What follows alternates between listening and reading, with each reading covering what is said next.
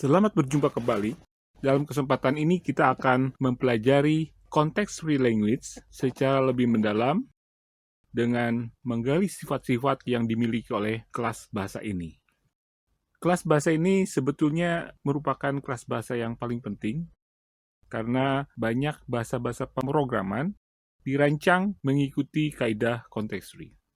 Selain itu, beberapa format data seperti XML atau format-format kompresi dan sebagainya juga seringkali didasarkan pada struktur context-free. Demikian juga halnya dengan bahasa-bahasa ucap manusia, sering diformalisasi dalam aturan tata bahasa yang juga context-free.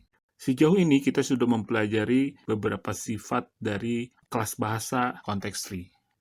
Pertama, tentu sesuai dengan definisinya, bahasa-bahasa context-free adalah bahasa-bahasa yang dapat diderivasi atau didefinisikan oleh grammar-grammar context-free. Yang kedua adalah sifat ekivalensi antara context-free grammar dan PDA, yang berimplikasi juga ekivalensi antara PDA dan bahasa context-free.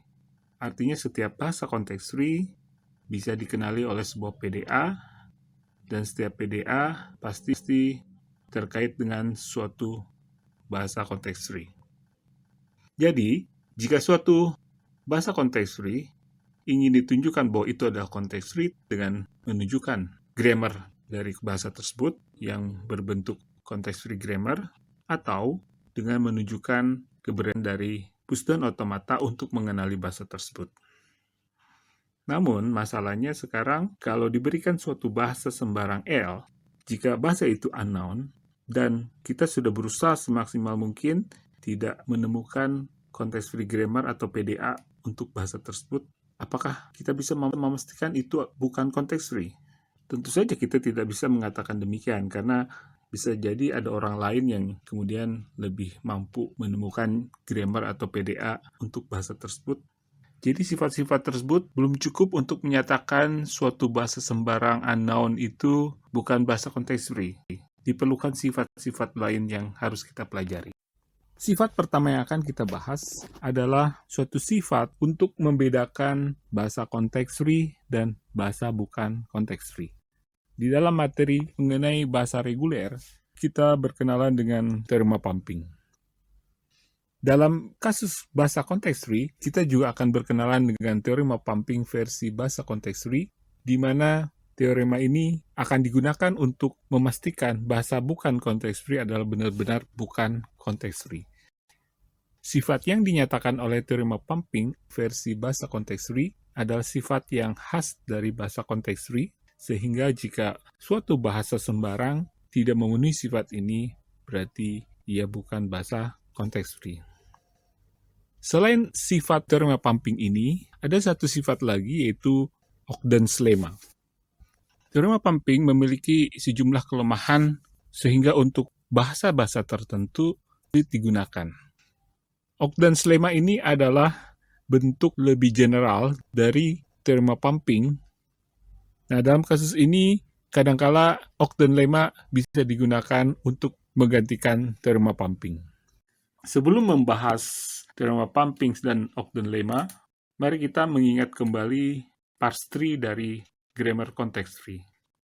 Kita ingat bahwa suatu parse tree yang berorder, dihasilkan dari derivasi mengikuti rule-rule di dalam grammar, dimulai dari root, start symbol S dari grammar, kemudian internal node, simbol-simbol non-terminal, dan setiap leaf adalah terminal.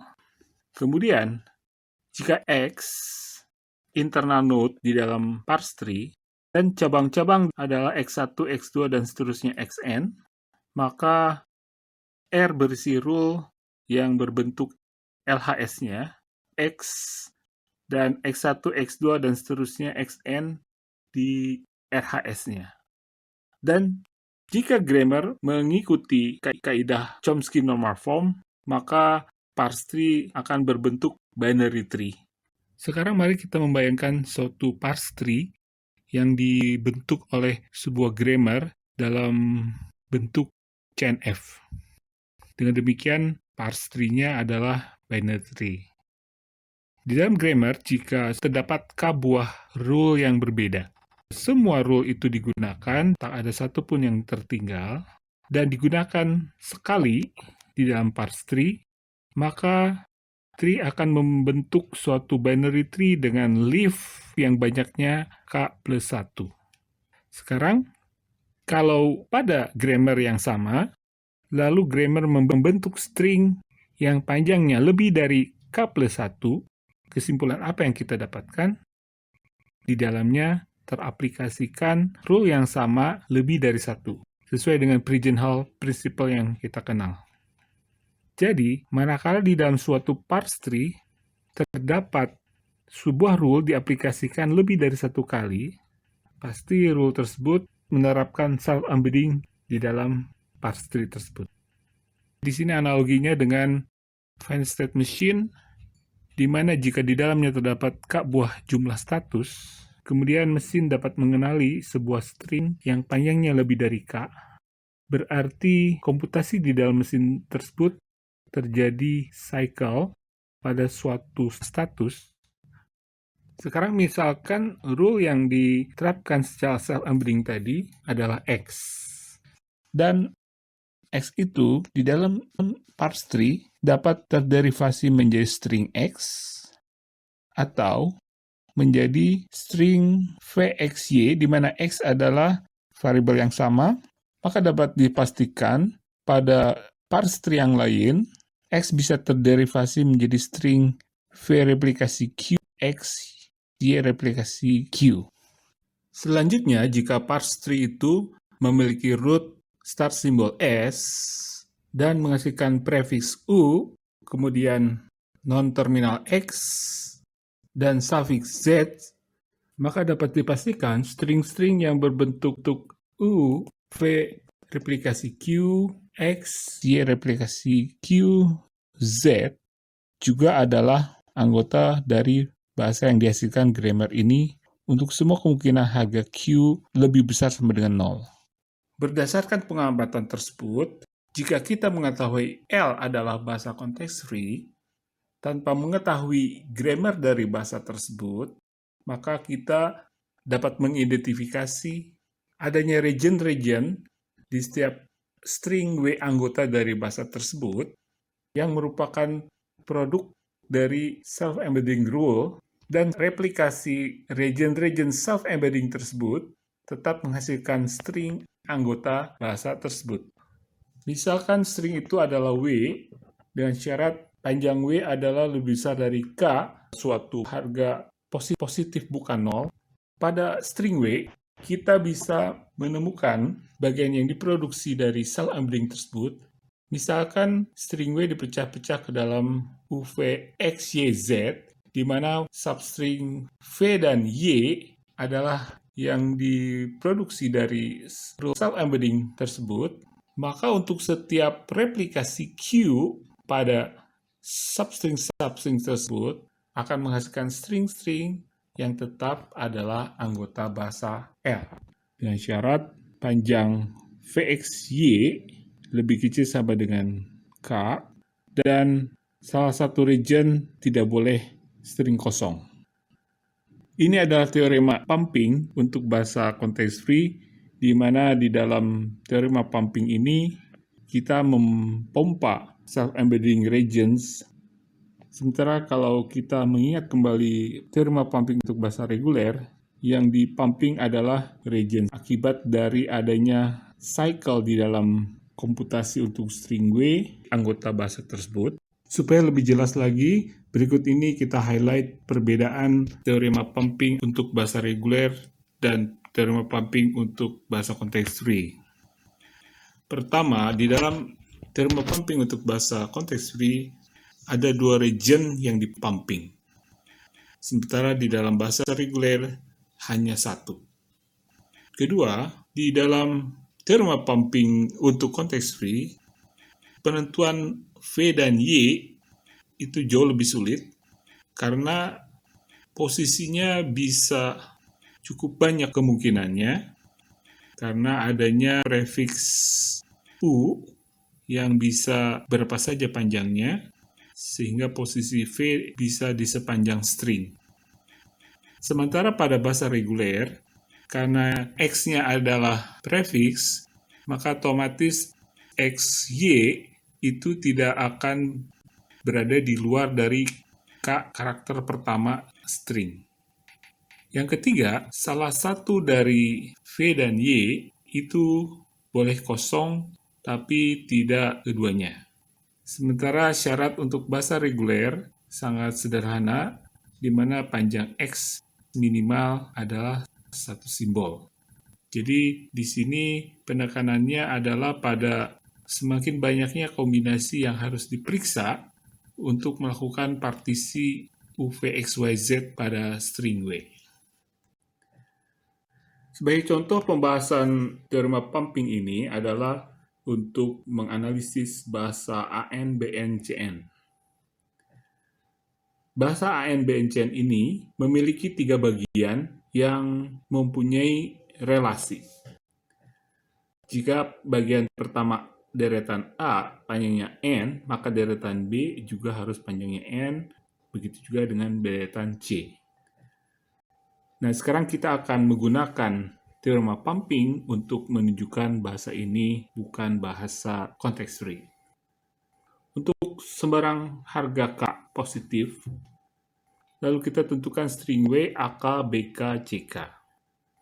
Maka bisa ditunjukkan tidak ada suatu cara pemecahan W ke dalam UVXYZ yang mana V dan Y adalah bagian yang bisa dipompa sehingga selalu berada di dalam bahasa L. Nah, bagaimana itu bisa kita periksa? Misalkan kita memecahkan ke dalam region-region tersebut, maka ada beberapa kemungkinan. Bisa jadi V dan Y semuanya adalah A. Bisa jadi VY itu adalah berisi A dan B. Bisa jadi VY itu berisi hanya B. Bisa jadi VY itu berisi B dan C. Atau bisa jadi hanya berisi C. Tapi yang jelas tidak bisa berisi 3 simbol yang berbeda, melintasi deretan A, deretan B, deretan C. Mengapa? Karena panjang VY dibatasi lebih kecil sama dengan K. Jadi kalau misalnya K-nya adalah 3 dan W-nya adalah A, A, A, B, B, B, C, C, C, maka VY itu sepanjang-panjangnya adalah 3 karakter, sehingga hanya maksimum berisi 2 simbol berbeda. Karena VY hanya berisi maksimum 2 simbol berbeda, ketika dipumping, maka hanya kedua simbol itu yang jumlahnya bisa dibuat sama, sementara simbol ketiga berbeda. Apalagi kalau hanya terdiri atas satu simbol, maka hanya deretan yang berisi simbol tersebut yang panjangnya berbeda dari yang lainnya. Maka dengan demikian, telah ditunjukkan bahwa pumping dengan harga Q yang bukan 1 dapat menyebabkan UV replikasi Q, X, Y replikasi Q, Z bukan lagi string dari bahasa L. Dengan demikian, pembuktian ini menunjukkan bahwa bahasa AN-BN-CN adalah bukan bahasa context free. Jika contoh sebelumnya cukup terlihat jelas bahwa itu bukan context free language karena adanya 3 region yang saling berelasi yang tidak mungkin dihasilkan oleh self-embedding rule. Berikut ini akan dibahas suatu contoh yang tidak bisa terlihat segera bahwa itu adalah bahasa apa. Bahasa deretan simbol A, di mana panjang dari string-string bahasa tersebut merupakan bilangan-bilangan kuadrat dari bilangan N lebih besar sama dengan 0. Mulai dari epsilon, A, A sebanyak 9, dan seterusnya. Panjang dari string-string tersebut merupakan pangkat 2 dari 0, 1, 2, 3, dan seterusnya. Untuk menganalisa problem ini, jika diberikan suatu harga K, maka diperlukan suatu string khusus panjangnya K pangkat 4. Persyaratan dipenuhi yaitu panjang string harus lebih besar sama dengan K. Yang kedua adalah string anggota dari bahasa L, karena K pangkat 4 merupakan bilangan kuadrat. Selanjutnya, teorema pumping mensyaratkan Vxy harus lebih kecil sama dengan K, dan panjang Vy lebih besar sama dengan 1, maka sejumlah kemungkinan pemecahan UVXYZ dari W sebagai berikut. Dengan harga Q sama dengan 2, maka akan bisa ditentukan bahwa hasil pumping bukanlah string anggota dari L. Dengan penjelasan sebagai berikut. Tadi sudah disebutkan bahwa string W adalah deretan A yang panjangnya K pangkat 4. K pangkat 4 adalah kuadrat dari K kuadrat. Nah, sekarang kalau W adalah string yang sedang kita bahas, string berikutnya setelah W, jika kita melakukan proper ordering, maka tentu panjangnya adalah K pangkat 2 tambah 1 kuadrat. Ini adalah bilangan kuadrat berikutnya setelah K kuadrat kuadrat. K kuadrat tambah 1 pangkat 2 sama dengan K pangkat 4 plus 2K pangkat 2 plus 1. Di lain pihak, karena UV itu adalah string yang panjangnya P, jadi dia adalah A pangkat P. Jika string ini dipumping, Q sama dengan 2, maka hasil pumpingnya memiliki panjang K pangkat 4 plus P. Seharusnya string hasil pumping berikutnya ini dengan string berikutnya setelah proper ordering adalah sama. Tapi kenyataannya, karena P lebih kecil dari K, dan juga karena K lebih kecil dari 2 pangkat K kuadrat plus 1, maka string hasil pumping ini berada di dalam dua string yang tadi disebutkan, W dengan urutan berikutnya pada proper ordering. Sehingga string hasil pumping ini bukanlah string anggota dari bahasa L. Maka dengan demikian, L kan bahasa context free.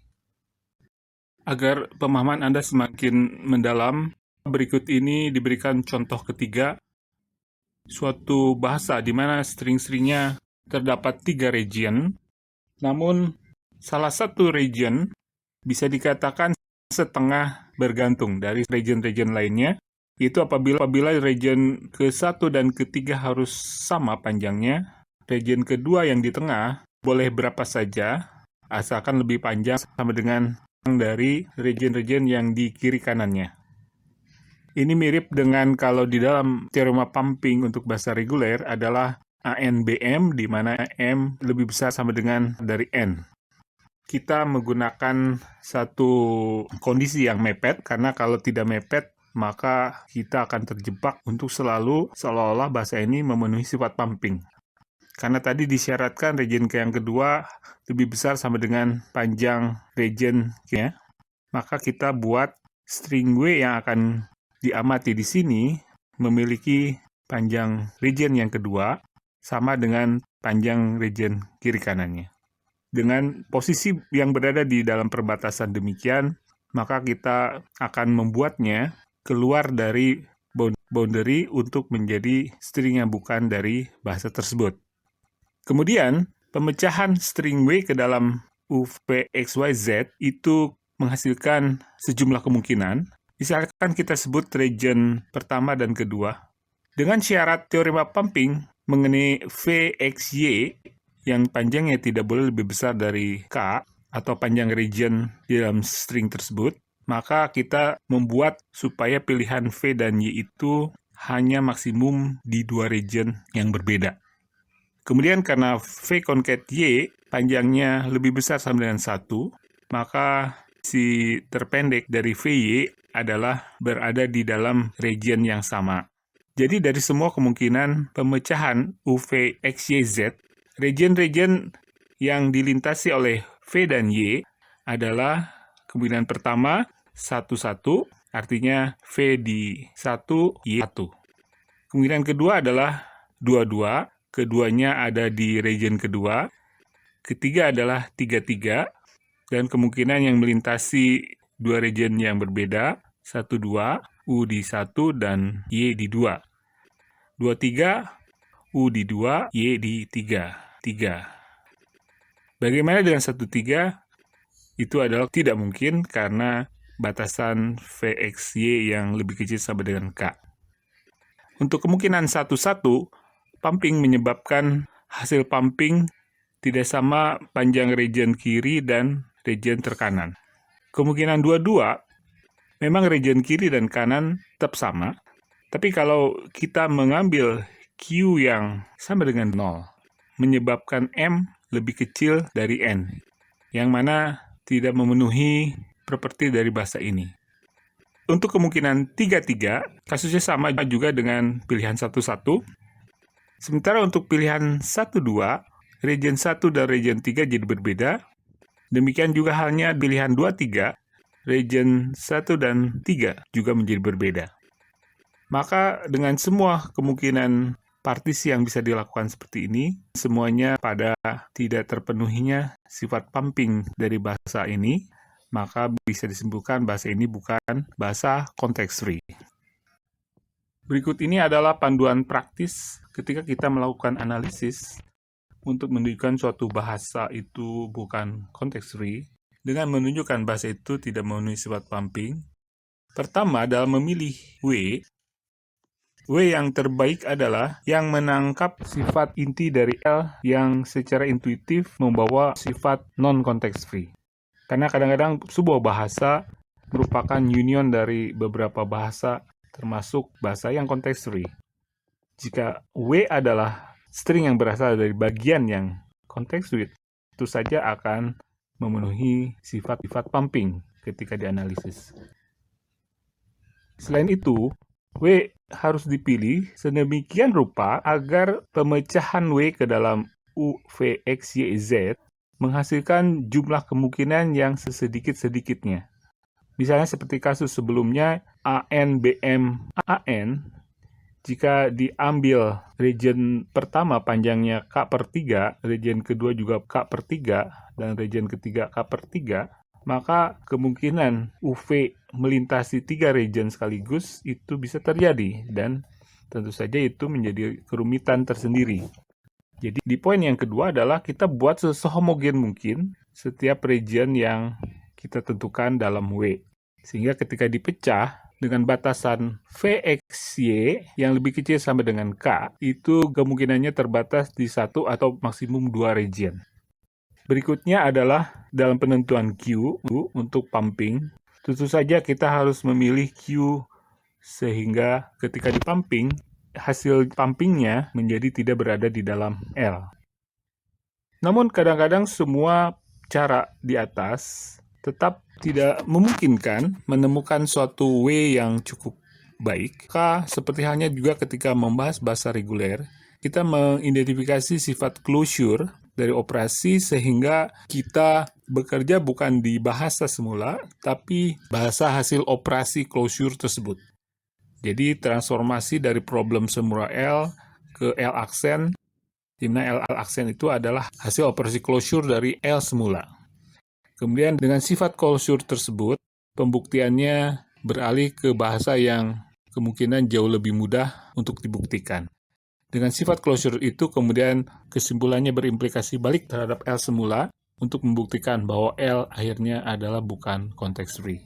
Penggunaan teorema pumping dalam kasus bahasa reguler memiliki kelebihpastian dalam hal posisi dari substring Y, yaitu yang selalu berada di dalam K simbol pertama dari string W. Dengan demikian, string W bisa lebih mudah diset untuk mempersempit ruang kemungkinan Y. Sementara teorema pumping untuk context free language, karena adanya substring U di awal, maka substring V dan Y bisa beredar di mana saja di dalam W, sepanjang V dan Y berada di dalam suatu substring yang sama yang panjangnya K. Dengan situasi demikian, kadang-kadang teorema pumping untuk bahasa context free menjadi sulit untuk digunakan. Kesulitan teorema pumping yang baru saja disebutkan bisa dilihat pada pembahasan contoh bahasa berikut. Berikut ini adalah sebuah bahasa AIBICJ, di mana I tidak sama dengan J. Secara intuitif, jelas bahasa ini bukan CFL, karena adanya 3 region yang harus diperiksa. Region pertama, deretan A, dan region kedua, deretan B, adalah sepasang region yang bisa diperiksa. Tapi kemudian, pada saat region ketiga C, informasi mengenai panjang region sebelumnya sudah tidak ada. Maka PDA tidak akan mampu untuk mengenali bahasa ini. Namun penjelasan itu bukan penjelasan formal untuk menyatakan itu bukan bahasa context free. Sekarang kita akan mencoba menggunakan terma pumping dengan harga K yang diberikan. Kita memilih suatu W, AK, BK, dan CK plus 1. Ini sejalan dengan guideline yang diberikan sebelumnya, itu dengan ngeset agar W berada di dalam kondisi yang kritikal, itu boundary condition, sehingga pumping menyebabkan berpindah ke string yang bukan anggota bahasa yang diberikan. Yaitu dalam hal ini, panjang region C dibuat mendekati panjang region yang lain. Namun, kemudian, sifat pumping akan terpenuhi apabila V dipilih AA dan Y adalah BB. Karena perbedaannya hanya 1, maka V dan Y dengan panjang genap ketika dipumping, panjang region pertama dan region kedua tidak akan pernah sama dengan region ketiga. Sekarang kalau dipilih W yang lain, misalnya AK, BK, dan C 2K, maka dengan string ini pun terma pumping tetap akan terpenuhi dengan memilih V sama dengan C dan Y sama dengan epsilon. Berarti ruas VXY berada di dalam region 3, sehingga dengan mempumping V dan Y menyebabkan C selalu panjangnya berbeda dari region 1 dan region 2. Ketika kita coba AK, BK, CK plus K faktorial, maka kemungkinan ini juga terma pumping akan terpenuhi jika V sama dengan C dan Y sama dengan C. Jadi setiap kali kita memilih W, sifat teorema pumping seolah-olah terpenuhi oleh bahasa ini. Jadi apakah bahasa ini sebuah context free? L tetap bukan bahasa context free, hanya teorema pumping gagal dalam pembuktian ini. Ide dari Ogden's lemma adalah menggunakan terminologi yang disebut sebagai distinguished symbol. Dari string W yang sedang dianalisis, dipilih beberapa posisi di dalam string dan ditandai posisi-posisi tersebut dengan distinguished symbol.